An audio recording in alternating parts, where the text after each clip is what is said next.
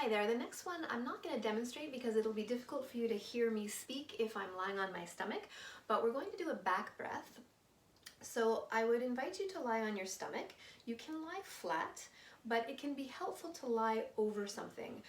A big physio ball is a great thing that will balloon the entire back of the body. If you want to target a little more specifically, you can roll up a towel or a blanket, or use a yoga bolster, or you can roll up your yoga mat. And you can try it at different levels. You can place it just above the bra strap to open up the upper back.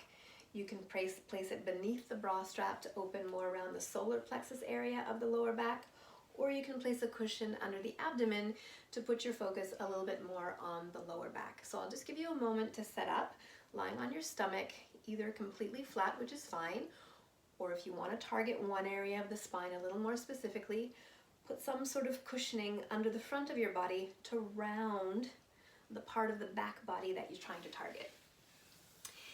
In terms of your neck and face, just set yourself up so that you're able to breathe with your neck in neutral. So you don't want to be lifting your head and compressing the back of the neck. You don't want to be too far in the opposite direction either. So one hand on the other, forehead on the hands is often a good option, or fist on fist with forehead on the fists, depending on your posture. Try to avoid one head turned to one head, you only have one head. Try to avoid turning the head to one side, unless that's what gives you the best sensation in your neck. If you do choose that option, halfway through, switch to the other side. So I'm going to assume that you're in position now. Take a moment to just settle into your breath without trying to influence it. Now that you're in this new position, just notice that you are breathing. Notice how the breath feels. And notice what parts of the back of your body is your breath getting to, and what parts are perhaps not moving at all or not being touched by the breath. And then for the rest of this breath exercise, we're going to very specifically try to bring the breath into the back of the body. So go ahead and breathe at your own rhythm. Inhales and exhales through the nose for now. Make your breaths long, slow, smooth, and soft. We are purposely lying on the stomach so that we can't inflate the front of the body, which is where normally the breath goes a little easier. But by restricting that, it's forcing the breath to go into the back part of the body. And if you watched one of my other posts, I talked about the fact that we have 12 ribs on either side. Every rib makes 2 joints with every vertebrae. So that makes 48 joints between the ribs and the spine.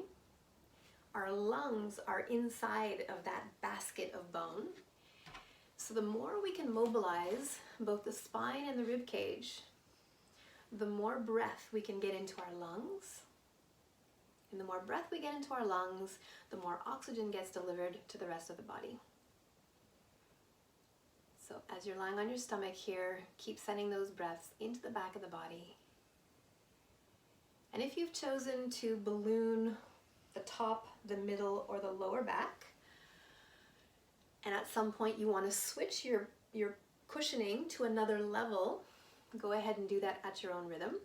Or you can stick with it at one place for the whole session, and then choose to target another level the next time you follow this guided breath. So let's go for 3 or 4 more breaths. Long, slow, smooth, and soft. Try to really feel the skin at the back of the body expanding with every inhale. And see if you can tap into how the rib cage and the spine soften and melt with every exhale. So if you're someone who's dealing with any sort of spine injury or spine pain, and you find movement is difficult for you right now, doing breath work like this, also the lateral breath we did the other day and the 3D breath we did the other day, all of those are great ways of mobilizing your spine without actually having to do a spine exercise. So it's a great preparation if you're not ready yet to do a full spine exercise. Last full breath in, last full breath out, and then just stay in the same position. And for a couple of breath cycles, Don't try to influence your breath at all. Just again, notice now that you're just observing your breath, has it changed? When you compare it to how it felt at the beginning, is it doing anything differently in terms of the speed, the rhythm, the sensation, the sound?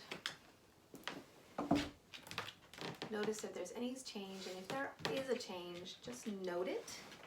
Imprint that change on your nervous system so that you can tap into it and find it the next time. If you feel a need to, you can place your hands by your lower ribs and sit your bum back on your heels, forehead on the floor in front of you, or forehead on fist and fist so that you're in a child's pose position. Just stretch out the lower back a little bit if you feel the need. If you feel you want to go in the opposite direction, then please do so. You might want to do some form of cobra or something that opens up the front body after filling into the back. I hope that helped. Please do that one as often as feels good for you, and let me know if you have any questions.